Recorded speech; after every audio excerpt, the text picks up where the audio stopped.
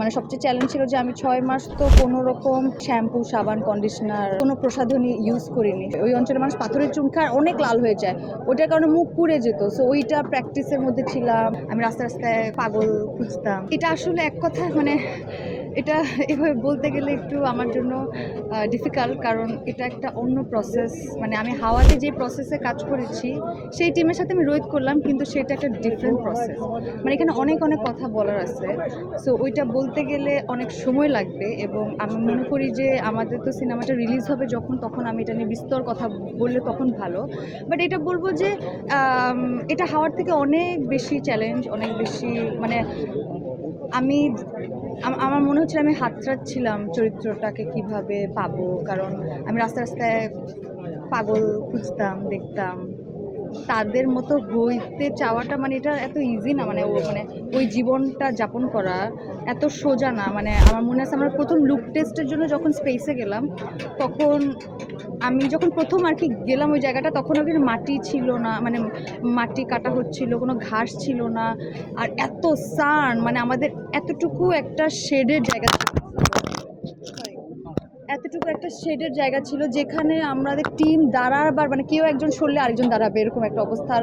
মানে এখানে মাইগ্রেনের ব্যথা, আমি প্রথম দিন যখন ওই স্পেসে যে আমার মাইগ্রেনের ব্যথা চলন্ত, আমি জাস্ট এইখান থেকে একটুখানি হেঁটে যাচ্ছিলাম, সেটাই আমার মনে হচ্ছে আমি শেষ হয়ে যাব, কারণ ওই তাপটা শরীরে নেওয়ার একটা ব্যাপার ছিল। তা আমি এখানে অনেক দিন থেকেছি, মানে আমি এটা নিয়ে অনেক স্টোরি আছে, অনেক গল্প আছে, এগুলো শেয়ার করতে চাই অবশ্যই। তো যেটা হয়েছে যে আমি যখন প্রথম বললাম যে লুক টেস্টে, তখন দেখলাম যে ওইখানকার অঞ্চলের স্পেসের মানুষদের সাথে আমাকে খুব আলাদা লাগছিল। মানে আমরা ভিডিও করছিলাম, তখন বলছিল যে তোমাকে আরবান লাগতেছে, এটা হবে না এরকম, সেটা আরও ভেতরে ঢোকার গল্প আছে। সো ওদের সাথে মানে এখন 10টা মানুষ ওই অঞ্চলে দাঁড়ালে এবং আমি দাঁড়ালে, যাতে সবাই মনে হয় যে এটা সবাই একই অঞ্চলের মানুষ, মানে আমাকে যাতে আলাদা না মনে হয়, তুষি যাতে নাম বা একটা শহরের মেয়ে যাতে না মনে হয়। সো এটা ছিল প্রথম চ্যালেঞ্জ। সো এটার জন্য মানে স্কিনটা, আমার যে ন্যাচারাল স্কিন টোন, সেটা আমার একটা সুবিধা যে আমার যে স্কিন সেটা আমি চাইলে পুড়িয়ে কালো হয়ে যেতে পারি, আবার চাইলেই আমি আবার যে আমার ন্যাচারাল টোন সেটা ফেরত আসে। সেটা আমি এই জীবনে 2বার করেছি। একবার হাওয়াতে তেমন কিছুই করি নাই, বাট হাওয়ার থেকে রোদে অনেক এক্সট্রিম। মানে সবচেয়ে চ্যালেঞ্জ ছিল যে আমি 6 মাস তো কোনো রকম শ্যাম্পু, সাবান, কন্ডিশনার কোনো প্রসাধনী ইউজ করিনি, শুধু ওয়াটার, কোনো সোপ, কারণ সোপ দিলে ক্লিন হয়ে যায়। আমি চাচ্ছিলাম আমার পোর্সগুলা বের হোক, মানে পোর্স বলতে মানে ফ্রেকলস থাকুক।